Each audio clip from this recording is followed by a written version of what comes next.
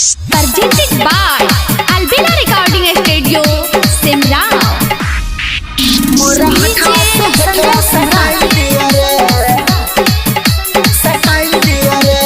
शादी कोइनी ससुरा में गईनी हाय रे हाय रे हाय रे हाय। शादी कोइनी ससुरा में गईनी नक से नथिया हटाई दियो रे।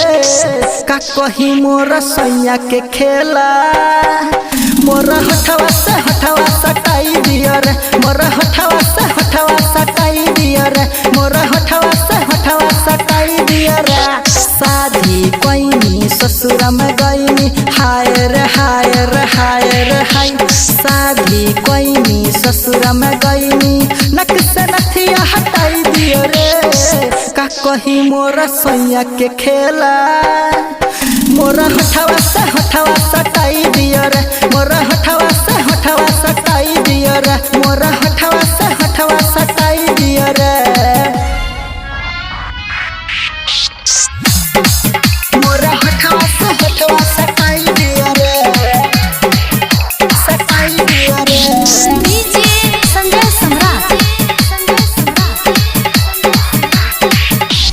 गौने के राती सुनो ये सखी तुड़ले पलंग के पटी करे लटंग घरे न गम कैसे के एकरा पर रही रे रही आहिर माई। गौने के राती सुनो ये सखी तुड़ले पलंग के पटी करे लटंग घरे न गम कैसे के एकरा पर रही रे रही। कहेला डरलिंग काम हियर बेबी आहिर माई। कहेला डरलिंग काम हियर बेबी राति में दिया बुताई दियो रे। का कही मोर सैया के खेला मोर हठवा से हठवा सटाई दियो रे। मोर हठवा से हठवा सटाई दियो रे। मोर हठवा से हठवा सटाई दियो रे। Presented by Albina Recording Studio, Simrao. DJ Sanjay सम्राट। हठवा के लाली चूसेला खाली काटेला मोर गोरे गलिया।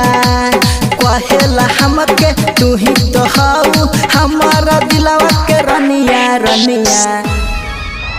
आहिरे दादा हठवा के लाली चूसेला खाली काटेला मोर गोरे गलिया। कहेला हमके तू ही तो हऊ हमारा दिलवा के रनिया रनिया। वासिम बाबू पियावा के का कही हाय रे हाय रे हाय रे हाय। वासिम बाबू पियावा के का कही पागल हमके बनाई दियो रे। का कही मोर सैया के खेला मोर हठवा से हठवा सटाई दियो रे। मोर हठवा से हठवा सटाई दियो रे।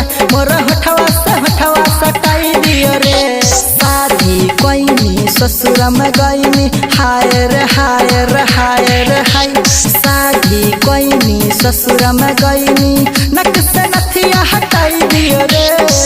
का कही मोर सैया के खेला मोर हठवा से हठवा सटाई दियो रे। मोर हठवा से हठवा सटाई दियो रे। मोर हठवा से हठवा